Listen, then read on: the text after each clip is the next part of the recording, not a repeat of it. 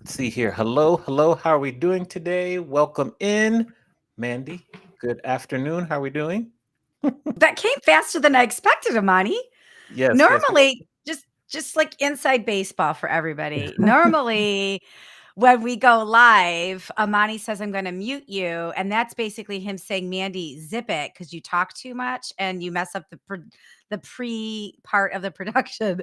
And so normally I have about 20 seconds to work on being quiet. And you went right in, Amani. You went right Yes, for it. I we loved were doing it. some things behind the scenes, so I had to do that. Michael Punchios. Hopefully I said that right. Good afternoon. Good to see you Hey, with us. Thank you Michael. for Good to see joining. you. Welcome. Yeah, was doing some things in the background, but we're good. We look good. We feel good, so we're on our way. We're on our way. Okay, Amani, I have to ask you. I boycotted watching the Browns yesterday because I just did not want to. I didn't want it to take over my day. Hmm. But your team, the Washington Commanders, they've Yes. been better. What Hmm. happened? Did they play yesterday? Are you sad today? Are you happy today? What's the story? They played Thursday. They did not win on Thursday, so they lost two in a Oh, row. So, sorry. but they're still doing pretty well. So we'll wait for this week. It's Dallas week this week. So I didn't have any games to watch yesterday either. So I was just kind of doing some things and recording myself reading the book. So I kind of no football that much for me yesterday. Ooh, that's good. Didn't it feel nice? I think it felt Yeah. nice to not be like just a Yes. prisoner to my television of Yes. watching the football game and then being Ye- sad after 2.5 hours of Exactly. watching. Yes. With the stress. Agreed. um. So okay. So you didn't do any football watching this weekend. What were some of your highlights? Well, I'm having an issue right now I wanna talk about. I have a question. What's your issue? Tell us. This has nothing to do with my weekend, it's just something I noticed over the weekend. So, I'm having a foot problem. I am realizing all of my shoes are suddenly too big for me. So, do you think when people get in their 40s, do our feet shrink? I know we shrink as humans, but do our feet shrink? Because I went to a bunch of workout classes this weekend and I did some walking and all that stuff. And I got blisters because my foot was like rubbing up against it. And it got me Uh, thinking, is there like, is this something I should be aware of? Is this a phenomenon? I don't know if your feet shrink. I mean, usually the feet swell up as you get older, so I'm not sure if you're having the opposite effect, but maybe yeah. I don't know. We have to ask WebMD that, but I don't know if you want to believe everything you see on WebMD either. So I don't know if I have Yeah. an answer for you. I know. Okay, so that's been on my mind all weekend long. I tried on all these different shoes and every single pair of shoes was too big. But it makes me harken back to a couple years ago. I went back to Ohio and I was visiting with all my Ohio girlfriends, which are just gut splitting hilarious. They're practical jokers. They're just the funniest group of girls ever. And one of my girlfriends took a look at my feet and she said, "Mandy, your shoes are too big for you." And I was like, I've been wearing a size 7 since I was 12 years old. My shoes are not too big." And then she claimed that I had foot dysmorphia. So we all started laughing. Well, then this year, when we all got together, do you know what she brought? She brought one of those scales. You know, when you go to the shoe store and they put your foot in it and they Yeah. measure it? She Shoehorn. brought one Yeah. of those. Yeah, Oh, it's like wow. she brought one of those to measure. She's like, "We're gonna settle this once and for all." And Okay. when we measured, I measured at a 6.5.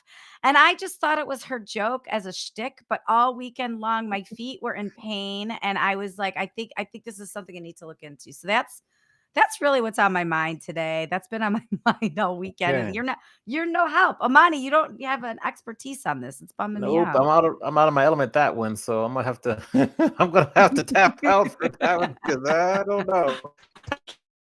Is what I would say. I think so. I think I'm gonna have to go to the Good Feet and get measured and do the whole thing. I think that's gonna Yeah. be part of my world. What about your weekend? Did your shoes fit all weekend or what did you do? Shoes fit all weekend. What did I do? I went to this really interesting restaurant on Friday where it was in someone's like the back of their house. It was like a supper club in the back of their house. They had a preset menu, and we What? kind of went there, and they had like 5 courses. We were outside, so we are kind of bundled up a little bit, but it was really interesting. And it was like in the back of their house. So I was like, first of all, what's your profit? Like, what's your business model? Second, how do you not get in trouble for your neighbors hosting people all the time? But they do it year round. It was really interesting. It was good food. It was really something different I had never done before. So that was probably the highlight, I would say. Was it a paid thing? Like, did you go online and buy a ticket? Was there a theme? Yeah, Was there I think a the banjo website is player or called, like anything? Graze, Mm. Graze, and they have public ones, but then this was a private group of us. It was like a group of friends that all decided to pitch in and pay. So you're all there, you bring your own wine or beer, whatever. You sit down and you just have a meal, and it was really interesting. It was just Hmm. interesting. The chef was there, phenomenal female chef, and she cooked up some good things, and yeah, That sounds fun. I'm gonna check that out. Grace. That sounds yeah. interesting. Alana, I hope I'm saying this right. Is it Alana or Alana? Alana Duggan. Hope I said your last name right. Alana. Alana. We Okay, love thank you. Alana. Yeah. She's over in Atlanta. So Good she's to in see you. Atlanta. She says she's 6.5 in loafers and 7 in sneakers. So, Well, there we go. but she There says we when she go. really wants a shoe and it's on sale, she can make the 6.5 work. So I can relate. Sage wisdom. Sage wisdom. Yes. Well, speaking Yes. of wisdom, I feel like we should get to our super wise guest. What do you All think? right. Take it away. I agree. All right, we've got a man who knows digital hospitality. He knows digital marketing, especially in the B2B group space for hotels and venues. He's been called a gifted marketer over and over again, not just by one, two, or three people, by many different people. Gifted marketer.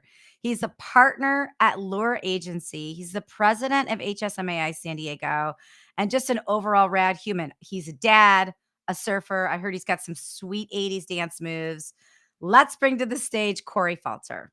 Okay, Corey, here. And round of applause for Corey. So hopefully, How I can't even believe how am I going to follow up with the supper clubs and the shoe fitting and that intro? Holy moly, guys! I don't know what to say. It's I think we're done here. This is good. All good. Our we're work here just is getting Yeah, started. We're feel good. just getting I started. think it's only going to go downhill from here. So I think we'll wrap this one up already. So no, I'm great. Take it Thanks for away. having me on, guys. Thank you. and scene. Yes, yes. So normally Mandy and I go back and forward like tennis or pickleball. So I'm gonna let Hmm. Mandy kind of take the lead on the questions, and then I have my list of questions to follow up on. If you're in the chat and you have questions here for Corey or any of us, put them in the chat. I'll read them off. And with that, Mandy, where do we want to start first? Well, Corey, thanks for being here. It's so good to see you. You as well. Yeah, Even though and, we're 5 miles away from each other, I right? know, we should Mhm. change that. We should see each other in Isn't that person. That's our crazy? that'll be the next step in a relationship. I forgot to tell you, my grandparents lived on Jackson Drive, so Oh, I'm super yeah. How about that? that's so close, right up the hill. I love that. It's right up the All hill. right. Well, I Yes. wanna Yes. start your partner at Lure Agency, and so I just wanna go straight into agency talk. We'll get to Corey the man in a little bit, but I have some questions about the agency. Your All agency right. talks a lot. You have some really awesome alliteration in the agency. You talk Uh-oh. about science and soul. You talk about relationships and revenue. So I want to ask you, how do you correlate these two, science and soul and relationships and revenue? What do you mean by this? Hey, that's a question I didn't prep for. So Oh. you got me good again. Surprise.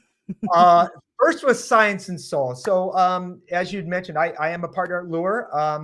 Last year, I actually opened the Lure's doors in 2012. Um, but it really didn't find my groove until I brought my partner on, who is the science of the science and soul of this operation. I'm more of the soul, meaning your creativity, more the visionary. And I don't know if we've got some EOS traction fans out there. I don't know if you guys have read that book yet, but it's really the two ingredients that you need to really scale a business. You need a implementer, which is typically a science person, and a innovator who is a creative, and that's where the soul comes into play. So Susan Tucker is my partner, and together I think we really round out a great agency that has both creativity and the data science part of it. So that's where the science and soul comes into place. Relationships and revenue. Well, exactly. This is a great segue of what we're going to talk about today is so much of us talk about the element, and I know you both do because I snooped on your profile, how much you guys both value relationship and building, and how that translates into trust. Because if you don't have trust, you have no business, basically. So we are going to underscore the importance of what that trust is and why trust ultimately builds into relationships that ultimately gets that cash register to ring. So hopefully that was I did okay on my interim here. You crushed So it. You crushed it. I have so let's back up for a minute. that's a What great is start here. we're off to the races. All What right. is Lure? Tell everybody what Lure agency is and how you help people in the hospitality industry. Well, I'm going to give you a quick 30-second speech. We found our groove really in the B2B space where we felt it's others underserved in hospitality. So we primarily, well, we do service both independent resorts on the hotel side, but also suppliers and vendors on the other side of the fence. We utilize relationship marketing strategies to help build trust and relationships at scale that help drive revenue. So part of that is what we're going to talk about a little bit about today. So we definitely love working on that B2B side of the fence, which is typically a longer sales cycle, and they're higher price sales than the leisure. And I know a lot of people, it's sometimes it's, as being a newbie in the industry, it's hard to decipher the leisure versus group. And you've got F&B and you've got all these different segments. It's why we like this industry so much. There's a lot going on. So Yeah. Now, what inspired you to really focus on working with hotels originally? well, I kind of not fell into it, but what my printer, I'm going to date myself here, but back in 1995, a printer that I worked with in La Mesa, Mm-hmm. right there by the village, Mandy, Mm-hmm. he said, hey, look, there's a hotel down here in San Diego. They're looking for a new graphic designer. I think you should call them. Well, that cold call basically was to what ended up being a VP of marketing at Noble House Resorts, but it's Paradise Point Resort, which we all know and love here in San Diego. Mm-hmm. That started a relationship that ultimately went on for me working primarily with Noble House. We used to do all of Noble House Hotels creative. And then ultimately in 08, 09, I saw that shift to digital, and we jumped on the whole social media bandwagon, and ultimately ended up opening Lure Agency on doing nothing but Facebook engagements for hotels. Because as you can imagine, back in the glory days when Facebook opened, it was like you could literally walk into a hotel and you could see. I've never seen a GM's jaw drop like I would in a presentation to show them what was going on. Even back then, Twitter having a live engagement with guests in their hotel, they had no idea this is going on. It was a glorious time back in those days. So ultimately going from social media and now towards refining our groove on the B2B side of things. So, yeah. With the evolution of kind of digital media, what are your thoughts on two things? The current state of social media, and number two is the impact that AI is going to have within graphic design and digital media. Beautiful question. Well, it's funny. But I think we've really lost focus of what social media in hospitality is. There's a word social in it. There's a word social in there for a reason. That does not mean acquisition channel. And unfortunately, I I still see a lot of hotels trying to force it down that element where it's really meant to bring a voice and build a relationship, as though positioning the hotel on social media as that person. And some people have still not been able to crack the nut on the organic part. Um, but I still go back to places like, and I don't know if you guys have seen Urban Tandoor out of London. If you guys want to see an Instagram channel that's crushing it or organic, these guys don't have a great restaurant. The interior is not all that nice. They don't hardly share their food, but their team is off the charts. They have a line around the building because people want to go in there and see the servers. They put on this funny stick. They sing old 80s music and they put Indian terminology into it. It's absolutely awesome. It's amazing. They are the gold standard of what organic social is all about. Hmm. Unfortunately, a lot of us in hospitality have not figured out that's exactly what moves the needle in organic. AI, as much as we've already seen the backlash, right? I don't know about you guys, but I can smell a cold prospecting email a mile away now. We've already rejected that, and it hasn't even been that long, right? And I think a lot of sellers they've gone in on this. They've tried to find this hack, and they're trying to leverage the technology, and ultimately that's not what we want. We want a human one-on-one connection, and again, which underscores the importance of our conversation today. It's not the tools and the hacks and the AI in this. It's this. It's you and I building trust one-on-one, and that relationship that ultimately is going to grow any business. And we need to get back to that core fundamentals of human connectivity that builds trust and ultimately builds that good old word of mouth and referral business. I know you guys, again, I know you, I've checked out your profile. I know you guys value that tremendously. So Yeah. forget the Yeah. AI. I'm not saying there's not a place for it. I use it all the time. In fact, I'm going to pull some stats out of using AI, but we need to use it appropriately, not Yeah. haphazardly. And I think that's what, as you guys know, in hospitality, we see there's a piece of tech, and I think there's a tremendous urgency to go, oh my God, we're so behind in tech. Let's go all in on this. And then they sacrifice some. Let's get back to responsibility with that. And I think that's, we're not going, AI is here.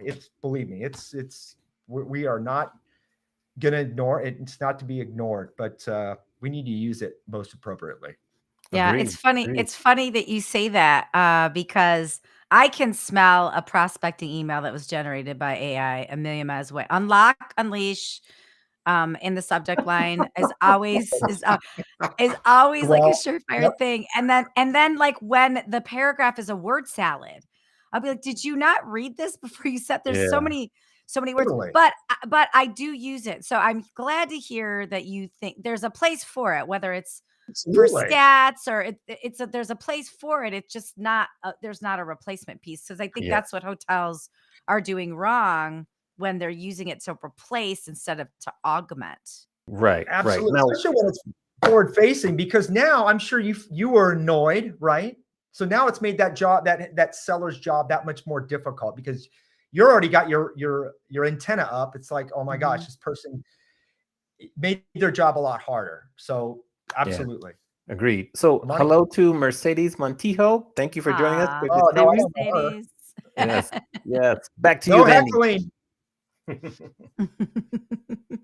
Well, I want to ask, since we're kind of talking a little bit about what hotels doing right, doing wrong, what are hotels not doing right now to capture the most meeting and event revenue? Like, what is something that you see hotels doing? You're like, if you would just turn this or do this or just dial it up or down a little bit. What is something they're not doing that if they just did a little bit differently, they would capture more more B2B revenue. Well, based on our earlier conversation with you both, it's not going to be any surprise where I go with this. But here's what I am going to set this up with. And as I think I mentioned before, as a recovering graphic designer, I always love to bring visuals. So Ah, okay. So, listeners, if you're just listening, and most of you are watching, but you're just listening, Corey is holding up a piece of paper with a crying baby, a blonde, beautiful crying baby, and it says, "Prospecting sucks." Who can relate? then we, in my 80s flair, we are going to say, Selling like it's 1999 with a picture of Prince on there too. Well played. Tell Oh, us that's where we're funny. going with this one. Let's thank go. you. So, Mandy, just like you had said, a lot of sellers, I think, are missing the boat. And part of that's even the AI, and they default to the classic feature Right. and amenity dumping. Mhm. Mhm. So the feature being on the primarily in the vendor, hospitality vendor and supplier side, and amenities being on the property side.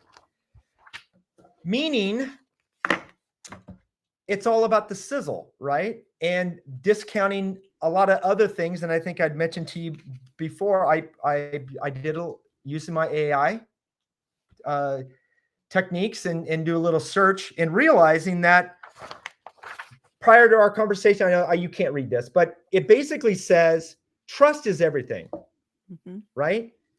And trust is built by people, not by bricks and mortar.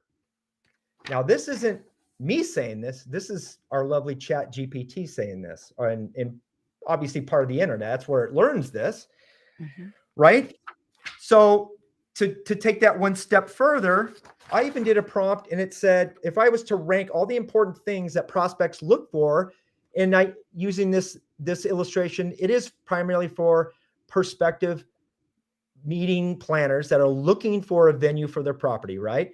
As you can see here, out of 11 variables, it picked the expertise of the team as number 2, and only location being number 1. That is staggering to me, because what that underscores is the importance of prospects want you just like as much as you're offering. Mm. And right, so it's not just the product or the piece of technology. It's about problem solving and what your insights and what your knowledge and what your expertise can help build, so that you're either looking for a piece of software to solve your problem, or Mandy, in your case, an amazing venue and a team that can execute the most perfect meeting, which Mhm. includes people, right? Yeah, the people make the place. Yeah. Exactly. Yet, if you go to most hotels or resorts, except for HPN, by the way, because you guys do illustrate the culture. In fact, it's up front and center. Most hotels, especially the brands, the team is nowhere to be found. Nowhere. It's just another meeting space with stacked chairs and diagrams and floor plans. Mhm. Nothing about the team. So that's where I'm setting the stage. That's where I see the big disconnect of what I see is a possible meeting planner for LureCon 25, and what I see as somebody that works in the industry. And that's where I see a huge disconnect, and where I see a lot of hoteliers, the opportunity lies. So I'll stop there before I offer some suggestions to help fix that problem. So what are you guys' thoughts there? Well, I'm curious to hear the suggestions because we agree with everything that they're doing wrong. So maybe once we hear some of the suggestions, then I might have some more follow-up questions because I agree. So now I'm anticipating what the suggestions are. Ooh, Yeah. Cliff. I I wanna hear the suggestions. I'm with you. I've always been a big fan of the people make the place, and let's see, what's the tenure, what's the innovation? Show me a chef in the kitchen. Show me a general manager leading a meeting. Show me I wanna understand the culture. Those things to me matter from a buying decision, but it also matters like Lenny. right? If you look at Lenny the doorman at the Oh, Omni New York, I was like, Liddy, who's Liddy? Lenny's the doorman at the Omni Berkshire in New York City. And Lenny dances and does TikToks outside. When he opens the door for you, he spins. When he grabs your bag, he sings a little song to you. He is a person that makes the plays. And that hotel, they got it. What do? They show Lenny every chance they get, and people sometimes go to the Omni New York just to see Lenny. They book their reservation there just for Lenny. Like, when was the last time a hotel had such a strong door person or a valet person or a you know a, a baggage handler that people are booking a hotel room just for them. So I'm with you on illuminating the people. I think that's really, really important. But I want to hear your suggestions. And just so you know, Corey, we have never had a guest bring visual aids before. This is very Yes, fun. I love yes, this. So yes. I was keep them gonna say the coming. same Hey, comment. This Yes, is yes, great. woo, This all is right. yes. great. You're looking up. Achievement unlocked. Go ahead. Yeah. Nice. Well, it's funny you say that because it's funny that you mentioned Lenny, but what about the thread count? It, you didn't mention I that, mean, does anybody Nope, know what their right? thread count is? Right. nope. Hmm. Oftentimes, the thread count it comes before the team because that's what they think that the prospects want. So we are going to talk about what sellers can do. And again, guys, I'm going to underscore the importance. This is where because I tailored this a little, the conversation to Monty and Mandy, because you guys are on the events and meetings side, but this is equally important for vendors and suppliers.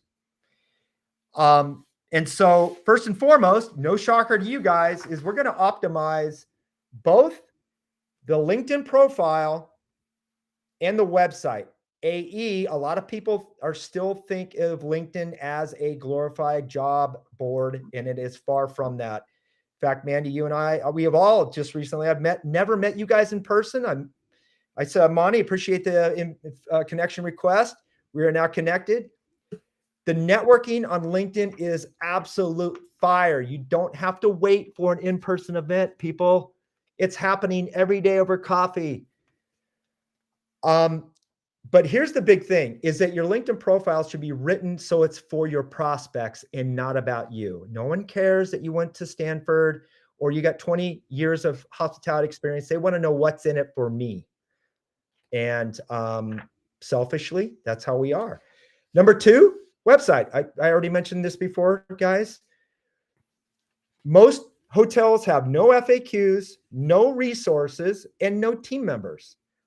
So when I go to the meetings and events pages of the website, it's a glorified RFP catcher. I go there, the website assumes I'm an experienced meeting planner, Mandy, but there's a lot of, I'm sure you've realized there's a lot of prospects planning meetings, especially smaller meetings, up to 75 people that have little to no experience planning a meeting. Yeah. Big opportunity being missed. I go to a website, they don't know what an RFP is. They have no idea what attrition is. All these terms, they need a lot of hand holding. So first and foremost is you want to fix the holes in your boat first before you put new passengers on your ship. Make sure you impress every single person that checks out your profile, because they will. They're gonna go look at your profile. In fact, if you do a Google search on your own name, it's going to be 1, 2, or 3 search rankings. And they're going to go check out your property website, find out how competent you guys are. If it's just floor plans and it's obscure menus, and does that instill confidence? So optimization for prospects, step 1. Step 2 is engage with value, right? Not You're selling. speaking my language. You're speaking my I language. know. Yes. Yes. Woo! So once you've done that, and I suggest, hey, you don't necessarily don't put the stress of posting. Just get comfortable on jumping in somebody else's discussion, start a conversation, build that rapport just like you would in person. Walk up to people, ask them how they're doing, get comfortable with that. And then, my gosh, this is the low-hanging fruit right here. This is crazy. And this is something that we're learning, that most people that have a sales and marketing software or even a CRM, the contacts just sit in there collecting dust when you could be just sending your contacts Just a little tip. Doesn't have to be some, in fact, suggest not sending some crazy uh, promoted email. Short and sweet. Hey, it's Manny or Damani. I've got a tip that worked for our clients and thought you might like it. And check out this video. Leave it at that. You're top of mind. TOM means top of mind, by the way. But that's how you build. Okay. Sorry, Yeah. it didn't fit. Obviously, when I ran off my page here. Just keeping them, your prospects are thinking, because you're touching them at least just once a month. Just say, hey, how is it going? Checking in. How are the kids? Whatever. Just showing that you care, you're there, and you're willing to help them. That is in itself. How many times have you guys sent an email and it said, oh my God, I was just thinking of you. I forgot to do this. Or that alone, right here, there's so much low-hanging fruit in your existing contacts. It's crazy. Most hotel sellers aren't doing this, or any of this for that matter. Yeah, I agree. Okay, and I'm happy to, you bring up a good point about using your CRM to communicate with your contacts. I think sometimes hotels or even just entrepreneurs think, oh, I got to send a monthly newsletter, a quarterly newsletter. Also, I hate the word newsletter. That's just my thing. I'm looking Totally. for a new word for the Yep. word newsletter. But Hamadi put his head in his hands. Because I have a newsletter, so You go do, ahead. but your newsletter is good. Do you call it a newsletter? I don't think you call it a newsletter. Not Um, formally, but go on. no, but what I like about what you're saying, Corey, is it doesn't always have to be a multiple step update on what's going on with the business or the hotel. It can be like, especially if you're sending something to meeting planners, it can be a mass note to everybody in your CRM that just is like, look at this cool fire and ice event we did Exactly. today, or look at Even this a meme. cool, yeah, Yep. or a meme. It could just be one thing that further engages people. Okay, I want to stop right here and ask you a question. Yeah. So if I'm a hotel or a hotel salesperson or somebody working at a hotel, what and I get it. We all know the value of comments, right? And Amani's talked about this before, how the comments are the currency. We get that. If people are daring to do a LinkedIn post, what Mhm. could they do? Like, what's a good LinkedIn post? Your writing on your LinkedIn posts are very good, Corey. So if Oh, you aren't following Corey Falter, follow him on LinkedIn. You'll get some good tips on how to write a good LinkedIn post. But if somebody hasn't really done a post yet on LinkedIn, it's somebody that works for a hotel. What can they do? What's a good post they can start with? beautiful setup. Ironically, oftentimes it's not what I think, it's what my audience and prospects think. Mm, Right. So yeah. again, I'm gonna show a little bit more about the trust factor. But all you have to do is write down the top 5 things that you've had on a phone conversation. Questions. And oftentimes I think it's an assumption that maybe our audience knows that, but that comment I talked about before, so many people don't know I didn't know what attrition meant. I had no idea. And I think a lot of people that are sellers is picking up the phone and just saying, oh my gosh, I just had a novice planner ask me this question about attrition. So I thought I'd explain a little bit more. All you have to do is write down the top 5 questions or objections or questions that your prospects are asking. Those are your posts, Mm, because that's your Yeah. audience. Yeah. So you want to talk about what matters to your prospects, not even what matters to you. Because if it mattered to me, I'd be talking about motocross, 80s music, and my family 24/7. But nobody cares about that. They want to know how they can make more money, and so here I am. So it's talk about what matters to your prospects and own it. Just start that conversation going. That's it.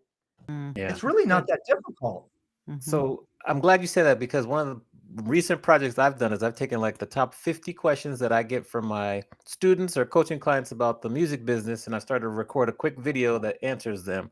And so it's just what you Beautiful. said about the top questions, simple. What is an advance? What is a DAW? What is a PRO? All these simple questions that people have. Nice. So I agree. And you can use Chat GPT to help you come up with the list also, and then put your own ones in there also.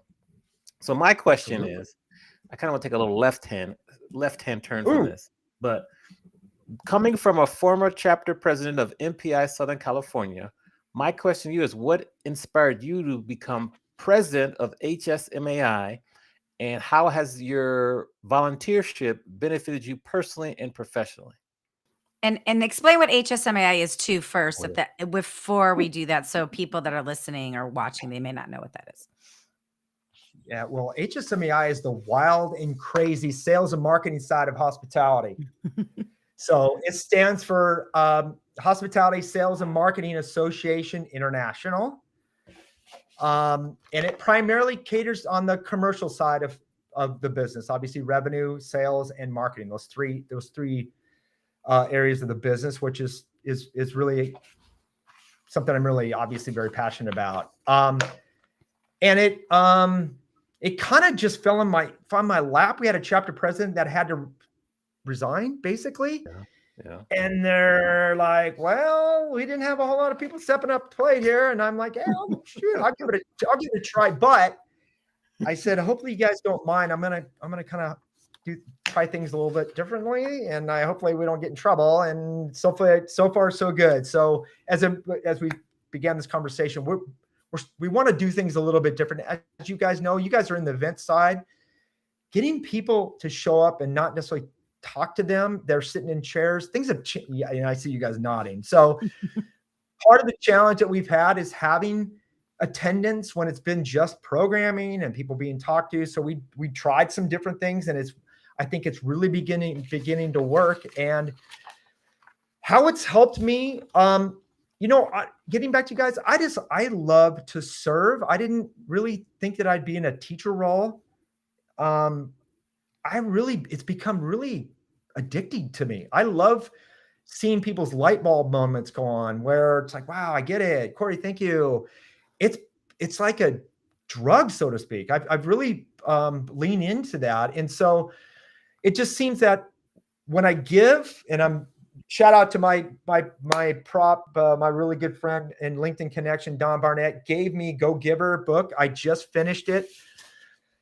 When you put yourself in a position to help others more than self-serving, ultimately opportunities come to you. And it kind of leads into that whole trust thing I was talking about. And so this whole philanthropy and giving back, it does. When you put yourself out there and you lead with wanting to help, it comes back to you in either joy because I love it, or people come up to me and say, God, I really enjoyed what we're struggling with that same thing. Can you help us, or can you jump on a conversation? And it's been a blessing. It's been amazing. So thank you for that, Nice. Amani. Okay. Yeah. Now we've come to the part of the program where we flip the script and we let you ask both myself and Mandy any question you'd like to ask us. Nothing is off limits. So, who do you want to ask a question to first, and what is that question? Well, since ladies always go first. Yes. Oh, Yes. Amani. Oh, I'm just Oh, kidding. I'm just kidding. No one Well ever played. claimed. hey, I'm just kidding. Nobody ever Well claimed that played. I was a lady, but I'll take it. I'll take it. you wear it so nicely, Amani. So Mandy, Yes. more visuals here. Oh, fun. Okay. I So love the Right. visuals. So Wow. I know. So I'm trying to get this all dialed in here. I'm sorry, I'm a little bit wonky here. So he's holding up my profile, my LinkedIn profile page with a Great photo. Great question. photo With a with your book, by question. the way. I love that photo. Thank you. yeah, and by the way, I added as I was in the research here, HPN, which I love the team page on that's an awesome page, by the way. So the question is, how important is trust to you as business owner and a consumer? Mandy. Uh, Trust is everything. I mean, I believe that people, they don't buy from people they like. People buy from people they trust. I really believe that. And oh, That's my last. now he's holding up another one. Sales is a lot easier and funner when prospects already know who you are. Exactly. People buy from people they trust. Exactly. Yeah. They do business with people they trust. I'm with you on that. And I believe trust isn't established overnight, right? Mhm. You don't go on a first call with somebody and ask for the business immediately. That's so cringy. And you have to be committed to establishing trust, to building that relationship. And that trust starts today, and it may not happen for 5, 10, 15 years, But when it happens, you'll know that you've been planting seeds over time, that you're building a solid foundation for trust. So as a buyer, I believe in trust. As a sales coach, as an author, as everything I do in life, I think trust is everything. And I also think with trust, especially in the hotel business, this is a 24-hour operation. Stuff's going to go sideways. There's no doubt about it. It is. And if you are working with partners that you trust, that when things go sideways, they're going to do the right thing, or they're going to, monitor your reaction to it. You're going to work together in a better way. That thing that goes sideways will help you build deeper relationships, where a lot of times if there is no trust, then something goes sideways, then it becomes adversarial, and then things get real weird real fast. And so I think you can't build trust because you want something. You just have to really plant those seeds and drop those breadcrumbs and really build trust over a long period of time. So that's a Beautiful. great question, So Corey. Thanks for asking. you underscored my first slide, by the way. You said trust is everything, but trust can't be built with brick and mortar alone, Hmm. right? Trust, Yet right? hospitality is doing that, trying to do that. Hmm. Okay, Amani, Yeah. no surprise, because you have a very similar approach to business as well. I could see you. I went to your website. Mhm. You've got tons of social proof on there. That's another question I meant to ask you guys: is why aren't we seeing more video testimonials and social proof on the meetings and events pages of our hotel websites? But that's beside the point. Amani, how important is trust to you as a business owner and consumer? Well, if I wanted I could be an echo to Mandy because what she said is right. I'll just add to this that in life and in business, you want to feel safe when you're working with your clients. And you cannot feel safe if you don't have trust. So trust is so important because once you're in a safe place, you can have honest conversations. You don't have to worry about like offending someone. So if you can have trust, you can have safety, and that's how a relationship can really grow, business or personal. Beautiful. Corey, can I build on your question? I have a question for Amani. Can we do that? Yeah. I don't know if I've ever done that before. Oh man. Amani, yeah, because you do so much. Corey, you've inspired this question. Amani, you do so much with the music business, and that's an industry that can feel kind of slimy sometimes, or can feel a little nerve wracking. So, as a music business coach in that industry, my guess is that you have to try harder to build trust, to get people Hmm. to believe that you can help them. Like, how are you building trust for your music business coaches? I don't know if Yes, that makes fine. sense, Yeah. but I It's a just great Students. had that question. light bulb. Yeah. Music business students, Yeah. I would say it just takes time.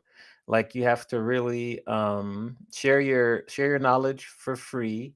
You have to like follow up, give honest advice, don't really expect anything, and just be consistent with your advice, with your messaging, and slowly but surely you'll build trust because as you said, like in the music industry, it is not a trustworthy industry. People are trying to take advantage of artists, both young artists and experienced artists get taken advantage of too. So trust is like not even present. So it really takes time and sharing and just being open and honest and vulnerable. And then you can't rush it. It's like you put a pie in the oven. It's going to take 3 hours to cook. You can't take it out after 30 minutes and expect it to be done. It will spoil. It won't work. So that's similar to how I view trust specifically in the music industry. It's an issue. Awesome. Yeah. Hmm. Yeah. So those are great questions. I do want Good to questions. compliment you on just the visuals. This. Hopefully, our future guests will take note and bring something like that because it's been very, very impactful. I love it. I love the Oh, visual nice. aids. Thank Yes, you. It's yes, fun. I wasn't yes. Yeah. sure if I was breaking any rules or anything, so I No, we, appreciate. we break the rules all the time. But We what I have no want to do Love it. rules. is We I don't know want what to the rules are. take you back to the day after you graduated from San Diego State, and I Mhm. want you to. What advice would you give your younger self based on your entire career and what experience that you've had, personally and professionally? What advice would you give your younger self? Oh wow.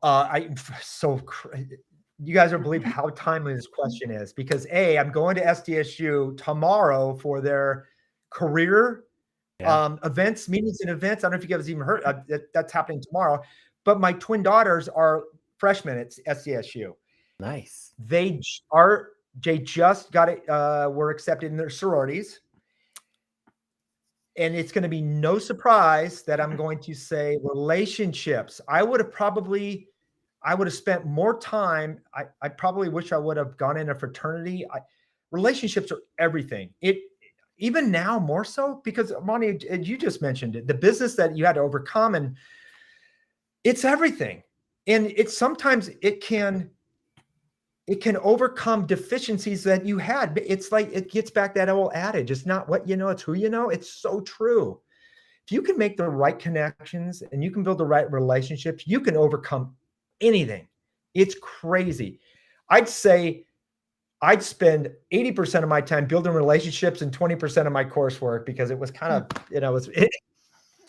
it's I feel that strongly about human to human connection. It is invaluable. It's golden, platinum level business.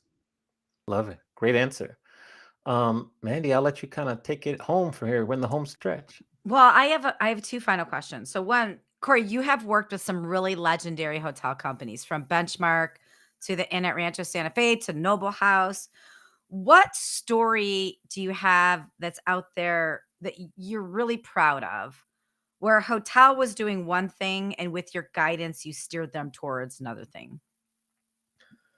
Wow, another crazy timing on this because I just found out that an iconic property that we probably did our most high level creative work. In fact, Amy Mata, who now is a movie star, was in our campaign Mm, way back in '08, and it was the worst time to open a hotel, as you guys probably can imagine. yeah. But this is the Riviera Resort in Palm Springs is now back to the Riviera Resort, which was Margaritaville.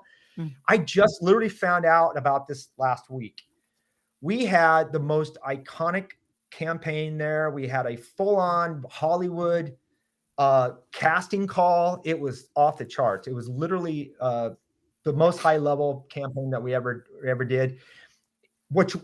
I still remember to this day because when we went to the when it was boarded up and they were going to relaunch it, I literally had a box of old black and whites with the Rat Pack and Elvis and legendary icons of them in the lobby of this hotel writing music. You could not buy that type of culture, integrity, or storytelling today. That that was just an iconic part of my time back when I was doing more. I was an art director before I got onto the digital side of things.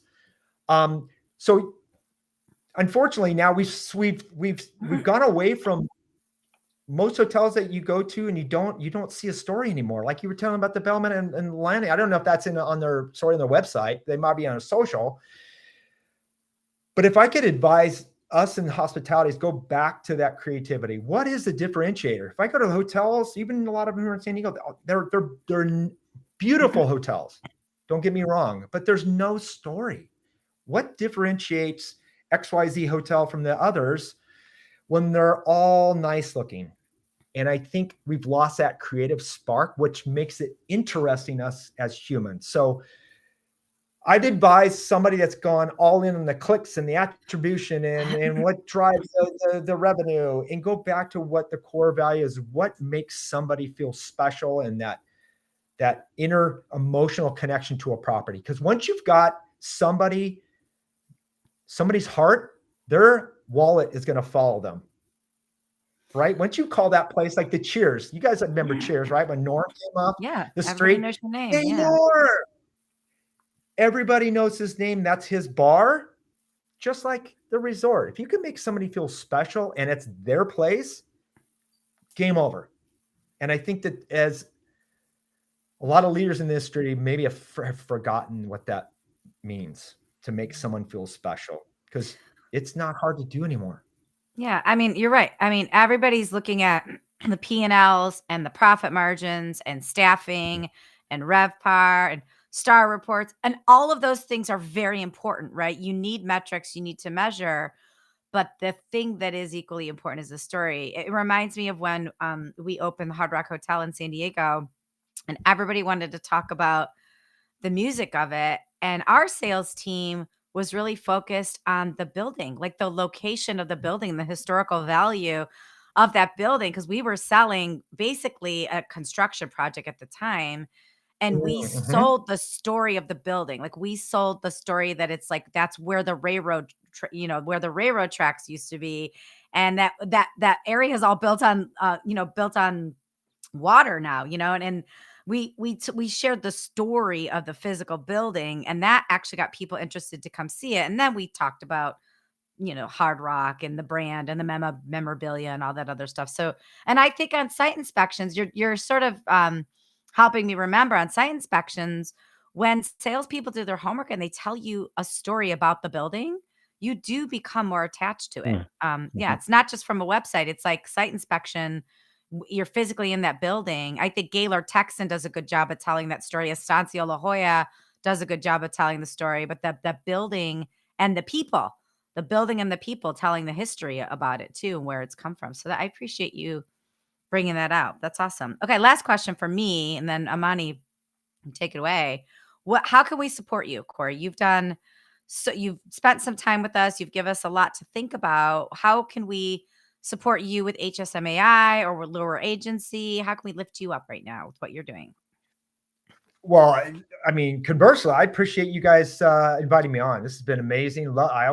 I love the conversation. I feel very fortunate that you guys have very honored that you've given me a platform to talk some nonsense here. So, no, I love this. I'd love to have more people come down to our HSMI San Diego events. I think anybody in hospitality, even in SoCal, we've had some other people from Orange County come down, hang out with us, rub some elbows. Let's make some new connections. And then we are going to be hosting some cohorts. So we have some, traditionally at Lure, it's been a concierge level, where it's been kind of a done for you model, where we're going to continue that, but we're also going to, with the tools and things that we've really put together a nice formula for these cohorts. So we're going to be hosting a month-long cohorts that are in snackable weekly 4-week segments of steps that we talk about our win strategy. And it's everything from the website, things that we talked about all the way through to social selling, and how to engage with people on LinkedIn, build relationships. So if anybody wants to, come learn more about that, we're going to have a landing page up on the website. And then I'd love to have everybody who wants to meet some new people on LinkedIn. It's been a fabulous place to meet new people. Love So it. thank you for that. Of course. Well, we got your LinkedIn link in the ticker so people can see that. I put it also in the chat so people can follow you. And just first of all, thank you for bringing visuals, bringing some great energy and Ah, ideas, and just thank engaging you. with us. It was really, really a fun show, and I learned and just appreciate your presence. So thank you, and thank you for being of service also, because that's not very common. So we appreciate you. Oh, thanks, guys. This has been Yeah. fantastic. Again, appreciate the great conversation. Hopefully, we can do it again. Have you guys on my show. I got a Ding Sing show, so hopefully, we can have you guys on. That'd be awesome. All We'd love to right. be on your show. That's something Amani and I were just talking about. We go on so many shows separately. We don't Yeah. go on any together. So we'd Together. love Me if you're too. Nice. looking for a 2-pack, we'd love to join Yeah. your show. That'd be fun. Absolutely. Yeah. Would love So to. we're gonna Let's we're gonna do put you that. back in the green room and we'll converse with you in a minute and we'll close out the show. So round of applause really quickly for Corey Falter right here. So there we go. Thank you, Corey. Guys, appreciate it. Okay, Mandy, another good show. Now we're heading towards Thanksgiving week. Who do we have next week? We have two really awesome humans, Mandy Graziano and Amani Roberts. Yes. Yes. We're doing an Ask Us Anything next week. Yes. We haven't done one in a while. Mhm. So bring your questions. Literally ask us anything for the full hour of the show. Ask us in advance, slide into our DMs, or show up on the day of the show and drop some nuggets in the chat, and we will answer anything you Awesome. want. Cool. Well, thanks again to our guest, Corey, for being with us. Make sure you follow him, engage. And with that, get your questions ready, get your popcorn ready. And we will see you next Monday at 4 p.m. Eastern, 1 p.m. on the West Coast. Take care, everyone. Bye. See you next week. Thank you.